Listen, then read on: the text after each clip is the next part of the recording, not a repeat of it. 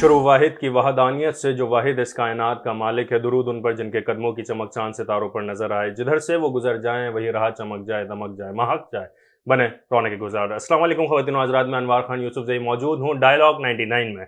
ناظرین محترم، کوئی بھی شخص اگر چاہتا ہے کہ وہ تا قیامت تک زندہ رہے، چاہتا ہے کہ زمین سے اس کا وجود ختم ہونے کے باوجود بھی پورے وجود کے ساتھ لوگوں کے دل و دماغ پر زندہ رہے، چاہتا ہے کہ اس کی ہوئی بات جب اس کی آواز بند ہو جائے کہ دوسروں کے لہجے میں اس کی شور و صدا کی گونج سنائی دے، تو ناظرین محترم بس وہ بے جا لوگوں کی خدمت کرتا رہے، کیونکہ زمین پہ رہنے والوں کی جب خدمت کی جاتی ہے تو انسان تو چلا جاتا ہے مگر اس کی ہوئی خدمت زندہ رہتی ہے، جو کہ اس کو بھی تا قیامت تک زندہ رہتی ہے۔ اور ہم نے دیکھا ہے کہ جو لوگ اپنے منہ کا نوالا دوسرے کے منہ میں ڈال دیتے ہیں، اپنی بچی ہوئی رقم کو بھی بچا کر دوسرے لوگوں کی خدمت کر رہے ہوتے ہیں اور بے تحاشا لوگوں کے کام آ رہے ہوتے ہیں، تو ناظرین محترم وہ ایک الگ بہترین معاشرہ بنانے کے لیے اپنا کردار تو ادا کر رہے ہوتے ہیں، اس کے باوجود بھی وہ اپنی آنے والی نسل کو ایک بہترین معاشرہ دینے کے لیے انویسٹمنٹ بھی کر رہے ہوتے ہیں، اس کے لیے حصہ بھی ملا رہے ہوتے ہیں، یعنی کہ وہ ایک بہترین معاشرہ بھی تشکیل دے رہے ہوتے ہیں اور توشہ آخرت کے لیے بھی بہترین کام کر رہے ہوتے ہیں۔ اور یہی ہم دیکھتے ہیں کہ جب دیگر این جی اوز کو اور اس میں کام کرنے والے لوگوں کے ان کے مالکان کو اور ان کے روح و رواں کو کس طریقے سے وہ اپنا تن من دھن دامے درمے سخن میں ہر جگہ سے وہ لوگوں کی خدمت کر رہے ہوتے ہیں، اور ان کی یہی سوچ ہوتی ہے کہ جی اس قوم کی، اس ملک میں رہنے والوں کی، شہر میں رہنے والوں کی، صوبے میں رہنے والوں کی، اور حالانکہ جس جگہ میں بیٹھا ہوں ان کی تو سوچ یہ ہے کہ امت مسلمہ کی خدمت کر رہے ہیں، اور ہر طریقے سے چاہے وہ کوئی بھی پہلو ہو، کوئی بھی شعبہ ہو، کسی بھی قسم کا ہو، وہاں پر سر فہرست نظر آتے ہیں۔ میں کسی بھی مبالغہ آرائی سے اور کسی بھی چیز کو غلو کرنے سے پرہیز کرتے ہوئے یہ بات کہہ رہا ہوں کہ جس این جی او میں بیٹھا ہوں اس کا نام سیلانی ویلفیئر ہے، اور اس کے محتمم اور اس کے متولی اور اس کے بنیاد میں سے جن کا ایک کلیدی کردار ہے، وہ شخصیت میرے ساتھ موجود ہیں، کسی تعارف کے محتاج نہیں، بہت ہی پیارے، بہت ہی احترام کے قابل علامہ مدنی رضا صاحب۔ جناب السلام علیکم، خیریت سے؟ ٹھیک ٹھاک؟ کیسی طبیعت؟ الحمدللہ، آپ کیسے ہیں؟ بہت زیادہ متشکر و ممنون ہیں کہ آپ نے اپنے قیمتی وقت میں سے وقت نکال کے ہمیں وقت دیا۔ نہیں کوئی بات نہیں، آپ ہمارے بھائی ہیں، آپ مہمان ہیں، آپ آئے ہیں، ہمیں بھی اس کی خوشی ہے۔ جزاک اللہ۔ حضرت ہم نے دیکھا ہے کہ دیکھا کیا، یہ تو یونیورسلی بات ہے، انٹرنیشنلی، کہ جب ریاست کسی بھی ملک کی کمزور ہو جاتی ہے، وہ ڈیلیور کرنے سے قاصر رہتی ہے عوام کو، تو پھر این جی اوز تشکیل میں آتی ہیں، این جی اوز کی پھر شکل نظر آتی ہے۔ تو آپ لوگوں کے پاس سیاستدان بھی آتے ہیں، آپ لوگوں کے پاس دیگر معروف شخصیات بھی آتی ہیں، بالخصوص سیاستدان جب آتے ہیں تو ایک عام آدمی کے ذہن میں سوال پیدا ہوتا ہے کہ یہ سیاستدان ناکام ہوئے تھے تو جبھی تو این جی اوز کھلی ہیں، مگر یہ اتنے فخر کے ساتھ کیوں آتے ہیں یہاں پہ، تصویریں کھنچاتے ہیں اور جاتے ہیں؟ ایک عام آدمی کا سوال ہے، عوام کا، کہ یہ ناکام ہوئے تو این جی اوز آئی ہیں، اور این جی اوز میں بھی آ کے یہ اپنی تصویریں وغیرہ کھنچواتے ہیں اور بڑے فخر کے ساتھ شرمندگی ان کے چہرے پہ نہیں ہوتے، ایسا کیوں ہے؟ بسم اللہ الرحمن الرحیم۔ دیکھیں، در حقیقت خدمت جو ہے نا، یہ ایک جذبے کا نام ہے۔ بالکل، بے شک۔ اگر انسان میں خدمت کا جذبہ ہو تو چاہے وہ سیاستدان ہو، چاہے وہ ڈاکٹر ہو، چاہے وہ دنیا کے کسی بھی زندگی کے شعبے سے تعلق رکھنے والا ہو، وہ اپنے دائرہ کار میں دیگر افراد کی خدمت کرتا رہتا ہے۔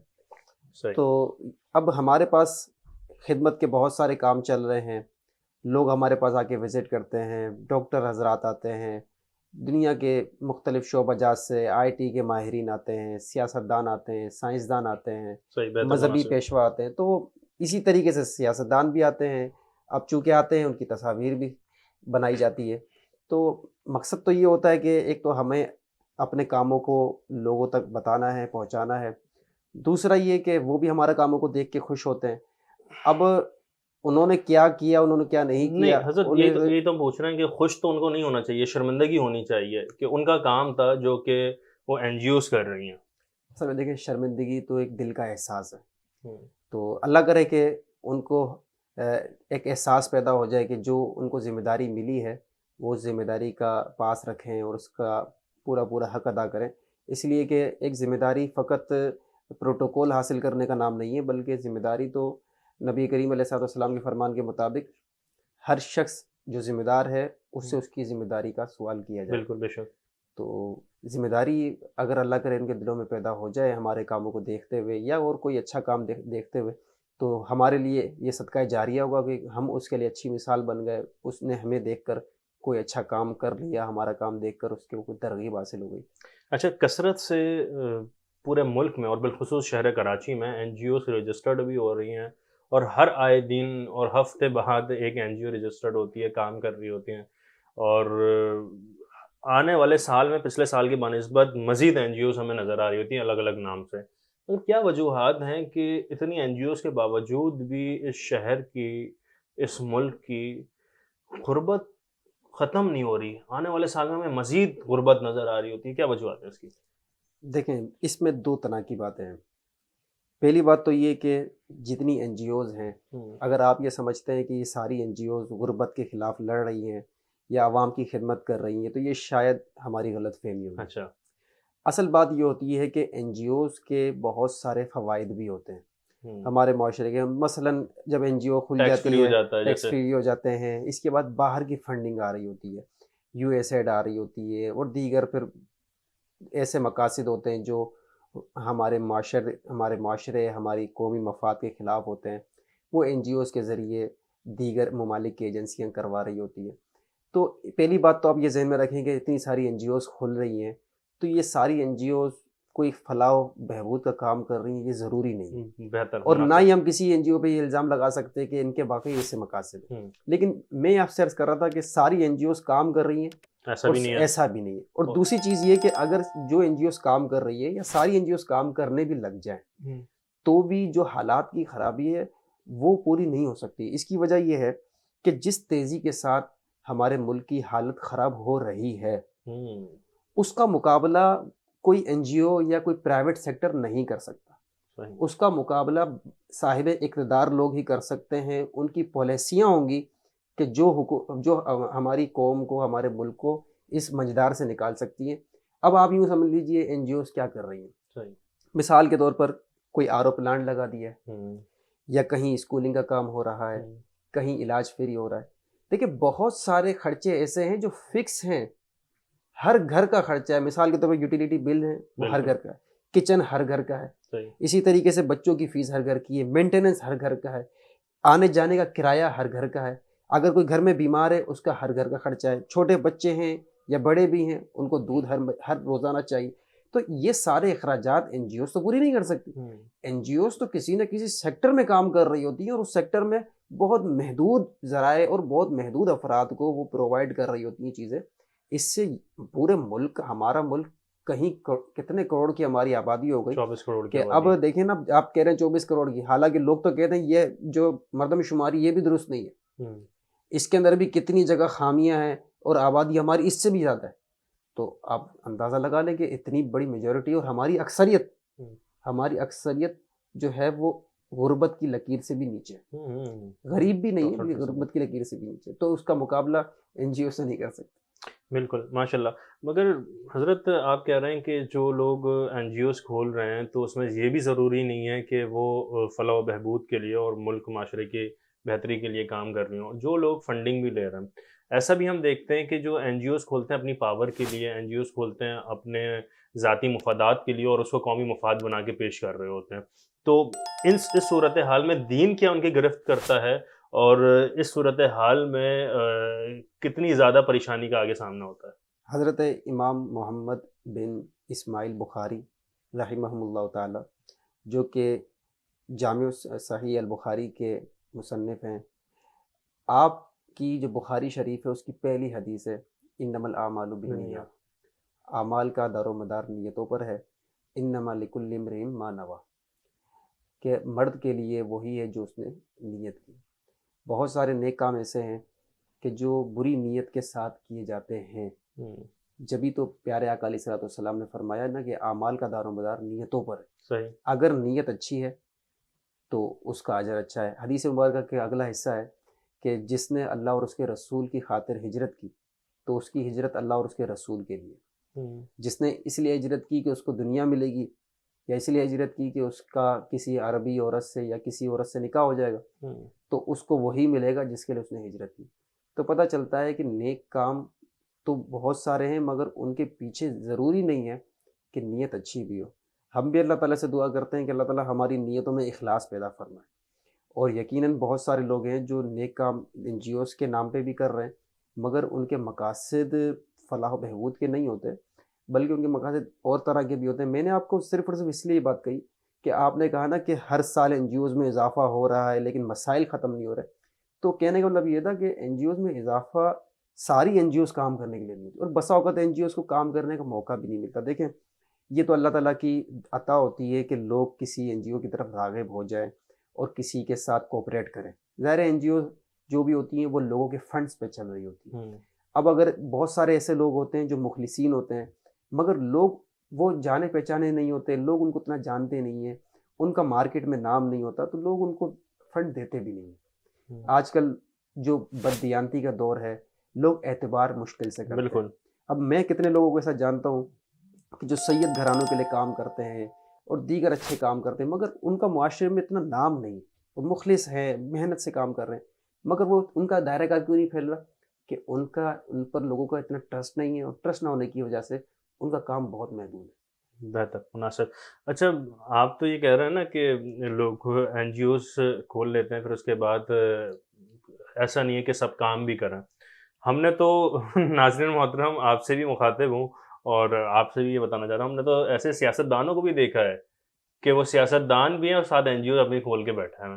یہ تو صورتحال ہے. ہم نے تو ایسے بڑے بڑے فیکٹریز کے مالکان کو بھی دیکھا ہے جو کہ مالکان بھی مگر سائیڈ میں ایک این جی او بھی رجسٹر کروا کے بیٹھے ہیں. اس طرح کی تو صورتحال بہت زیادہ چلی رہی ہے. بہر کیف، مگر حضرت ہم دیکھتے ہیں کہ آپ کے اوپر اور سیلانی ویلفیئر کو لوگ انگشت تنقید یوں اٹھاتے ہیں کہ جی یہ قوم کو بھکاری بنا رہے ہیں، یہ کھانا کھلا رہے ہیں روڈ پہ بٹھا کے، اور ان کو خود مختار بنانا چاہیے عوام کو، ایک فرد واحد کو، نوجوانوں کو. مگر یہ لوگ جو جوکروں والا کام کر رہے ہیں. ایک بہت بڑے صاحب کا یہ جملہ تھا میرے پروگرام میں ہی بیٹھ کے، انہوں نے بولا تھا، میں ان کا نام نہیں لے رہا، کہ سیلانی اور دیگر، انہوں نے عالمگیر اور بھی دیگر این جی اوز کا نام لیتے، کہ یہ لوگ بھکاری بنا رہے ہیں، جوکروں والا کام کر رہے ہیں. آپ کیا کہتے ہیں؟ نہیں، انہوں نے اپنی جو ان کی سوچ ہے، سمجھ ہے، اس حساب سے انہوں نے کہا. میں ان کے نہیں کہتا کہ انہوں نے غلط کہا. بات دراصل یہ ہے کہ سوچنے کا معیار سب کا مختلف ہوتا ہے. بالکل. حقیقت یہ ہے کہ اس وقت جو مہنگائی اور غربت کا حال ہے، آج بہت سارے لوگ اس بات کو ماننے پہ مجبور ہو گئے کہ یہ ویلفیئر ادارے اگر نہیں ہوتے تو قدم قدم پر لوٹ مار ہوتی اور لاشیں گر رہی ہوتی، لوگ اناج لوٹ رہے ہوتے. میں بھی متفق ہوں اسی بات سے. میں بھی یہ برملا ہر جگہ جا کے کہہ رہا ہوتا ہوں کہ یہ این جی اوز کے سہارے یہ شہر چل رہا ہے، اور اگر یہ نہیں ہو این جی او تو بہت سارے مسائل کا ایسا سامنا کرنا پڑ جائے کہ عوام پوری دیوار سے چن جائے. ابھی تو دیوار سے لگی ہوئی ہے نا، دیوار میں ہی چن جائے اگر یہ این جی اوز بنی ہوئی نہیں ہو جو سپورٹ کرنے والی. اور دوسری بات میں آپ کو عرض کروں، اسلام کبھی کسی کو بھکاری نہیں بناتا. اسلام اپنے ہاتھوں سے روزی کمانے کی ترغیب دیتا ہے. حدیث مبارکہ میں آتا ہے کہ اللہ تعالیٰ کے نزدیک محبوب ترین نوالا وہ ہے جو بندہ اپنے ہاتھوں سے کمائے. تو کیا پتہ چلا، اسلام اس بات کی ترغیب دیتا ہے کہ آپ نے اپنے ہاتھوں سے کمانا ہے، لیکن یہی اسلام ہمیں بھوکوں کو کھانا کھلانے کا بھی دعوت دیتا ہے. تو پتہ چلتا ہے کہ بیلنس قائم ہونا ضروری ہے. نہ فقط کھانا کھلاتے رہنا صحیح ہے، اور نہ یہ کہ کھانا کھلانا چھوڑ دو اور ہنر مند بنا. بھائی ہنر مند تو بندہ تب بنے گا جب پیٹ میں کھانا ہوگا. صحیح. پیٹ میں غذا نہیں ہوگی تو کون کلاس میں آ کے بیٹھ کے ہنر سیکھے گا؟ تو پیٹ میں غذا بھی ہونی چاہیے اور پھر ہنر سکھایا جائے گا تو بیلنس قائم رہے گا. تو ہمارا دین ہمیں اپنے ہاتھوں سے روزی کمانے کا بھی حکم دیتا ہے، اور ہمارا ہی دین ہمیں غریب بھوکوں کو کھانا کھلانے کا بھی حکم دیتا ہے. ہمارا ادارہ بھوکوں کو کھانا کھلا رہا ہے، مستحق لوگوں کو کھانا کھلا رہا ہے، یہ لوگوں کو پتہ ہے. ہم جو لوگوں کو روزگار پہ چڑھا رہے ہیں شاید بہت سارے لوگوں کو پتہ نہیں ہے. جتنا بڑا روزگار پہ چڑھانے کا کام الحمدللہ سیلانی ویلفیئر کر رہا ہے، اتنا بڑا کام ہمارے ملک میں کوئی اور، نہ سرکاری نہ غیر سرکاری ادارہ، کوئی بھی نہیں کر. الحمدللہ اس وقت جو دنیا کے اندر سب سے اچھی فیلڈ ہے آئی ٹی کی، اس فیلڈ کے اندر بڑی بڑی یونیورسٹیاں اتنے لوگوں کو قابل نہیں بنا رہی، روزگار پہ نہیں چڑھا رہی جتنا سیلانی ویلفیئر ایک این جی او ادارہ، لوگوں کے فنڈ سے چلنے والا ادارہ اتنا لوگوں کو روزگار فراہم کر رہا ہے. ہم IT سکھا رہے ہیں, ہم موٹر سائیکل مکینکس بنا رہے ہیں, ہم سولر سسٹم کی ٹیکنیشین سکھا رہے ہیں, ہم RO پلانٹ سکھا رہے ہیں. مجھے بتائیں RO پلانٹ, سولر سسٹم, یہ چلیں موٹر سائیکل مکینک تو چلیں, گلی محلے کے اندر آٹو والی دکانیں کھلی ہوتی ہیں, سیکھ لیتے ہیں.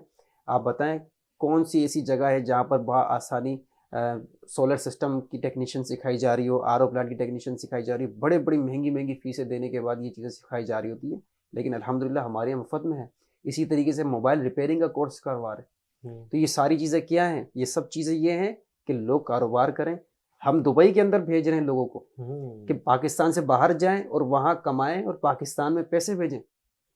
کون سا ایسا ادارہ ہے جس نے فری کے اندر دیگر ممالک کے اندر لوگوں کو بھیجا؟ الحمدللہ ہم نے دبئی کی کمپنی سے رابطہ کیا, اس کو کہا کہ تمہیں جو لوگ چاہیے ہمیں بتاؤ, ہم یہاں لوگوں کو انٹرویو کریں گے, تمہارے انٹرویو کی پنچایت ختم ہو جائے گی, ٹینشن ختم ہو جائے گی, ہم تمہیں کریم نکال کے دیں گے. اب ہمارے پاس 70 لوگ ہوتے تھے, ہم ان کا انٹرویو کرتے تھے, اس میں سے 5 لوگ نکال کے کمپنی کو دیتے تھے, کمپنی اس میں سے 5 میں سے 2 لوگوں کو فکس سلیکٹ کر لیتی تھی.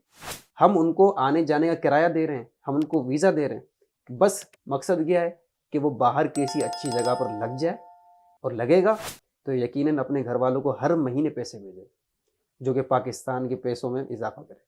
بہتر, مناسب.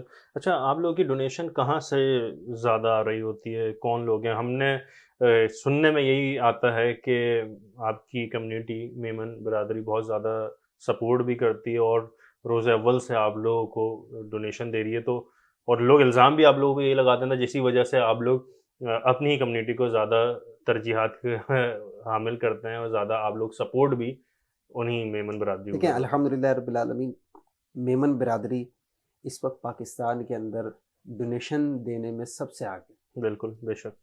میں اس لیے نہیں کہہ رہا کہ ہم میمن ہیں یا سیلانی ویلفیئر میمن کمیونٹی کے لوگوں نے بنایا اس لیے نہیں, بلکہ میمن کمیونٹی ہے اس کام میں آگے. بالکل, چاہے وہ دینی ادارے ہوں, چاہے فلاحی ادارے ہوں, ڈونیشن دینے میں آپ کو سب سے آگے ملتی ہے. تو ہمیں بھی الحمدللہ میمن کمیونٹی سے بہت فنڈ ملتا ہے, بہت ملتا ہے. اور سب سے ہمارا زیادہ ملتا ہے. سب سے زیادہ کہیں تو بھی بات غلط نہیں ہوگی. پاکستان کے اندر ہماری سب سے زیادہ چیریٹی ہماری پاکستان میں ہوتی ہے. ہاں یہ کہ کچھ ہمیں دیگر ممالک سے لوگ ہماری ویب سائٹ کے ذریعے ہم سے تعاون کرتے ہیں, مگر یہ سارا نظام آڈٹ اور پاکستان کے قوانین کی روشنی میں ہے. کوئی بھی چیز منی لانڈرنگ وغیرہ والا طریقہ نہیں ہے. تو اب یہ جو فنڈنگ ہمیں ہوتی ہے, آپ ہمیں بتائیں ہمارے کے ذریعے کوئی پیسہ ایسا نہیں آ رہا ہوتا, کوئی ہمارا ایک پروجیکٹ آپ ایسا بتا نہیں سکتے, یا جن کے بھی ذہن میں خیال پیدا ہوتا ہے, ہمارا کوئی ایک پروجیکٹ ایسا نہیں ہے کہ جس میں یہ ہو کہ وہ صرف اور صرف میمنوں کے لیے. تعلیم دیکھ لیں, RO پلانٹ دیکھ لیں, ہماری صحت کے معاملات دیکھ لیں, ہمارے دیگر ہمارے کیا کہتے ہیں ووکیشنل ٹریننگ کے کورسز دیکھ لیں, ہمارے دسترخوان دیکھ لیں. کسی بھی جگہ کوئی یہ پابندی نہیں ہے کہ میمنوں کو دی جائے گی یا میمنوں کو ترجیح دی جائے گی. جو آ رہا ہے, جو کرائٹیریا میں آتا ہے, ہاں ہمارے کرائٹیریا بنے ہوئے, ہم اپنے کرائٹیریا کے مطابق کام کر رہے ہوتے ہیں, اس لیے کہ ہم ہر شخص کی مدد نہیں کر سکتے. ہم ظاہر محدود لوگ ہیں اور ہمارے اثاثے محدود ہیں. ہم لمٹ میں رہتے ہوئے کام کر رہے ہوتے ہیں. اب اس دائرۂ کار میں میمن آ جائے, اردو بولنے والا آ جائے, پشتو بولنے والا آ جائے, بلوچی بولنے والا آ جائے, الغرض کوئی بھی آ جائے, حتیٰ کہ نان مسلم بھی آتا ہے, ہم اس کی مدد کرتے ہیں. کہ ہمارے پاس کچھ ایسے فنڈ ہوتے ہیں, کیونکہ زکوٰۃ تو نان مسلم کو نہیں دی جا سکتی, لیکن صدقات نافلہ ہیں یا دیگر ہمارے اور بسا اوقات دیگر فنڈز بھی ہوتے ہیں, تو وہ فنڈز ہم شریعت کی رہنمائی میں رہتے ہوئے نان مسلم پہ بھی خرچ کرتے ہیں. ترجیحات زیادہ برادری کی میمن کمیونٹی کے زیادہ نہیں ہوتی قطعاً نہیں, قطعاً نہیں. الحمدللہ ہماری میمن برادری میں میں اللہ کے فضل سے عرض کر دوں کہ ہماری میمن برادری اس طرح کی ڈونیشن لینے سے بھی کتراتی ہے. میں آپ کو بتاؤں, ہمارا ویلفیئر ڈپارٹمنٹ ہے نا, تقریباً اس میں اگر دن میں اگر 300-350 لوگ آ رہے ہیں نا, تو شاید اس میں سے 10-12 بھی میمن نہیں ہوتے ہوں گے. 10-12 نہیں ہوتے ہوں گے, اس لیے کہ ہماری میمن برادری اس لینے سے کتراتی ہے. دینے والا الحمدللہ اللہ تعالیٰ نے بنایا ہے, تو دینے والوں میں شامل. مومن تو ہے نا, مومن تو شروع سے ہی ڈونیٹ کرتا ہوا آ رہا ہے اور اپنے کام کو اور اپنے مال کو پاک وہ اسی طریقے سے کر رہا ہوتا ہے ڈونیٹ کرتے ہوئے. اچھا, ہم نے اکثر میمنوں کے پاس جاتے ہیں, ہمیں تو چائے بھی نصیب نہیں ہو رہی ہوتی ان کی دکانوں پہ, ان کے آفس میں. آج گرین ٹی آپ کے پاس سے ملی ہے, اس کے بھی بہت زیادہ شکر گزار آپ کا. اچھا حضرت, نوجوان طبقہ جو ہے ہمارا ملک کا 5واں بڑا ینگسٹ پاپولیٹڈ کنٹری ہے یہ.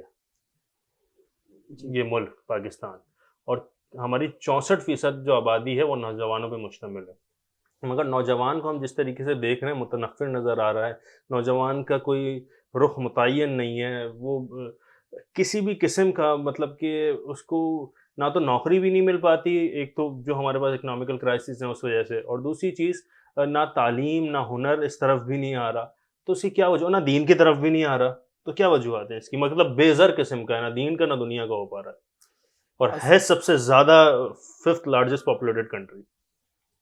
اصل میں دیکھیں، دنیا کو میں پتہ ہے، سوال آپ سے اس وجہ سے پوچھ رہا ہوں کیونکہ آپ بھی ایک نوجوان ہیں، اور جس طریقے سے آپ کی گفتگو انداز کیلکولیشن اور جس طریقے سے آپ اب ادارے کو سنبھال رہے ہیں، پورا ٹیک اپ کرنے کے لیے محنت کر رہے ہیں، اس وجہ سے میں پوچھ رہا ہوں کہ آج کا نوجوان کی ایسی ذہنیت کیوں نہیں بن پا رہی، کیا وجوہات ہیں؟ دیکھیں ہمارے نوجوان کو باقاعدہ پلاننگ کے تحت پیچھے دھکیلا جا رہا ہے۔ اچھا۔ آپ دیکھ لیں اس ملک کے اندر جو جتنے سرکاری اسکول ہیں اس میں تعلیم کا کیا حال ہے۔ لوگ اپنے بچوں کو سرکاری اسکول میں صرف اس مجبوری کے تحت بھیج رہے ہیں کہ ان کو فیس دینے کی طاقت نہیں مالوس ہے، بات نہیں ہے۔ وگرنہ کسی کا دل نہیں ہے کہ وہ اپنے بچوں کو سرکاری اسکول میں تعلیم مل جائے۔ مطلب یہ ہو گیا کہ تعلیم سے اس کو محروم کیا جا رہا ہے۔ اچھا، پھر جو میٹرک تک پہنچ جائے، میٹرک کے اندر آپ دیکھیں کہ کیا ہو رہا ہے، چیٹنگ کا کیا ماحول ہے۔ جو پڑھنے والا بچہ ہے، میں خود اس بات کا گواہ ہوں، ہم نے پڑھنے والے بچوں کو میٹرک کے امتحان میں فیل ہوتے دیکھا۔ اس لیے فیل ہوتے دیکھا کہ بچے 8ویں جماعت تک اچھا پڑھ رہے ہوتے ہیں، لیکن 9ویں 10ویں میں آتے ہیں، دیکھتے ہیں کہ یہاں تو سب چیٹنگ چل رہی ہے، تو پڑھنا چھوڑ دیتے ہیں۔ اچھا، پھر آپ دیکھیں آگے جا کر جب بچے یونیورسٹیوں میں جا رہے ہیں تو وہاں ان کو نشوں میں لگایا جا رہا ہے، باقاعدہ نشوں میں لگایا جا رہا ہے۔ اچھا، پھر آپ آگے جا کر دیکھیں لوگ ہمارے یہاں بچے ماسٹر کی ڈگریاں لے کر گھوم رہے ہیں، ان کو جاب نہیں مل رہی۔ جو سیاسی وابستگیاں ہیں، جو منمانی اور من پسند اقربا پروری، رشوت، اس کے بہا پہ نوکریاں مل رہی ہیں، نااہل بھرتی کیے جا رہے ہیں، اہل اور پڑھے لکھے سمجھدار لڑکے کو بھگایا جا رہا ہے، وہ فوڈ پانڈا پہ فوڈ سپلائی کر رہے ہیں، بائکیاں چلا رہے ہیں۔ باقاعدہ ہماری یوتھ کو ایک ایسے راستے پر نا امیدی کے ایک سمجھ لیجئے کہ دلدل میں ڈالا جا رہا ہے۔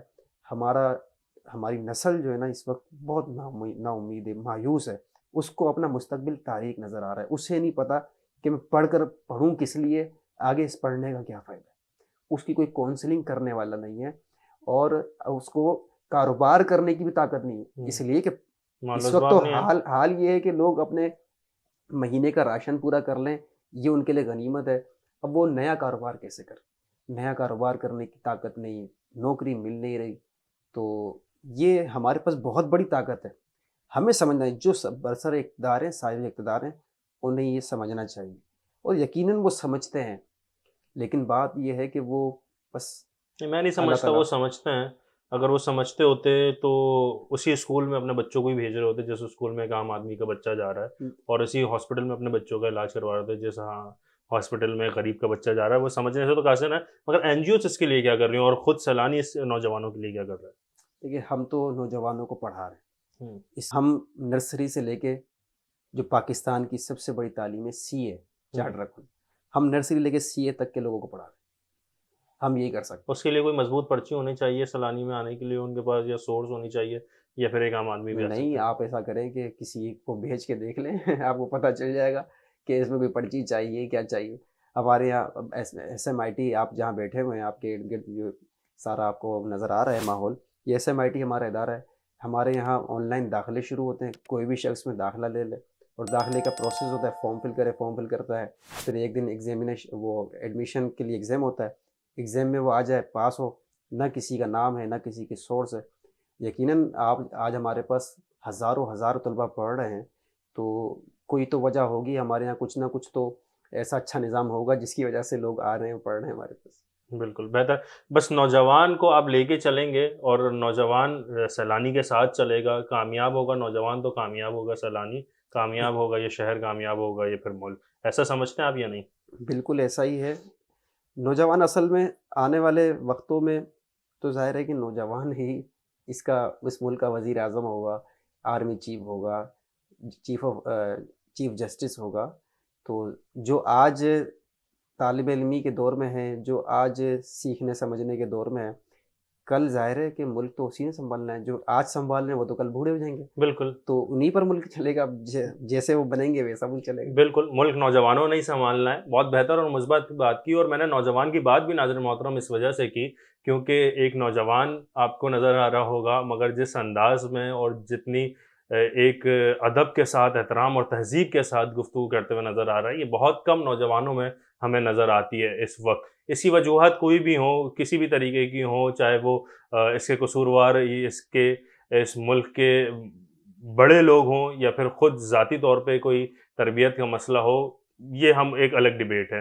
مگر نوجوان ہی اس ملک میں آئے گا اور نوجوان ہی اس ملک کے لیے کام کرے گا تو ہمارا حال تو ابھی تباہ حال ہے، مگر مستقبل کے لیے ہمیں امید ہو سکتی ہے کہ کچھ بہتری آ سکے. ناظرین محترم، آج اس پروگرام کا مقصد بھی یہی تھا اور آپ لوگوں کو دکھا بھی یہی رہتے کہ کچھ ایسے پہلو ہیں جو کہ این جی اوز کے حوالے سے تنقید کی جاتی ہیں، سیلانی کے حوالے سے بھی تنقید کی جاتی تھیں، اور خود مجھے بھی اختلاف تھا کہ ان چیزوں سے، اور وہ ساری چیزیں ہم نے پوچھی بھی، انہوں نے بتائی بھی، آپ کو دکھائیں بھی. اور ہم چاہتے ہیں کہ ناظرین محترم اسی طریقے کے پروگرام جو کہ عوام دیکھنا چاہتی ہے، سننا چاہتی ہے، عوام چاہتی ہے کہ اس کو وہ ڈیپنس پتہ چلے، وہ باتیں پتہ چلیں جو کہ ہر جگہ سے معلوم نہیں ہو رہی، وہ آپ کو دکھائیں گے، بتائیں گے. مگر آپ نے ہمارے ساتھ جڑے رہنا ہے. چینل کو آپ نے سبسکرائب بھی، لائک بھی، اور مزید اپنے دوستوں کے ساتھ شیئر بھی کرنا ہے کہ آپ کی بھی انفارمیشن آئے اور آگے بھی یہ شیئر ہو رہا ہو. تب تک کے لیے اپنا خیال رکھے گا ناظرین محترم، اپنے سے بڑھ کے خیال رکھے گا اپنے ایمان کا، اسلام کا اور اس پاکستان کا. السلام علیکم.